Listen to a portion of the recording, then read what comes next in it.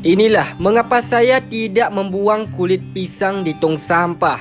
Asal kamu tahu, ternyata kulit pisang ini sangat bermanfaat bagi tumbuh-tumbuhan yang ada di rumah kamu. So, bagaimana cara mengolah kulit pisang ini? Simak selengkapnya. Untuk mengolah kulit pisang ini sangat gampang. Kamu harus mempersiapkan terlebih dahulu kulit pisang yang masih baru. Setelah itu kamu harus memotong kecil-kecil seperti ini. Jadi mulai sekarang kamu tidak perlu lagi membeli pupuk untuk tanaman di rumah kamu.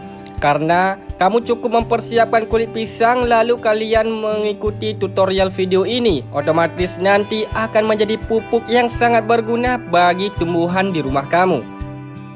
Setelah itu kamu langsung saja memasukkan kulit pisang ke dalam baskom. Setelah itu kamu masukkan ke dalam panci lalu kalian tambahkan sedikit air. Dan jangan lupa kalian nyalakan kompor lalu tunggu beberapa menit hingga airnya mendidih.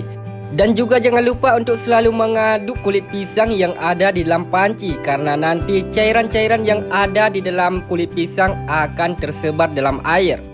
Dan di sini kamu harus mengaduk sekali lagi. Setelah itu kamu langsung saja memasukkan ke dalam botol mineral yang sudah kosong seperti ini. Karena nantinya air ini sangat berguna bagi tanaman yang ada di rumah Anda.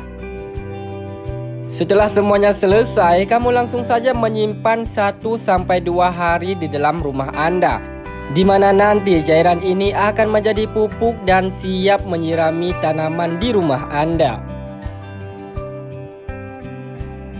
Jika kamu sudah merasa cairan tersebut sudah menjadi pupuk bagi tanaman, kamu bisa saja langsung menyirami tanaman-tanaman yang ada di rumah Anda, seperti bunga, sayur, dan juga lain-lain.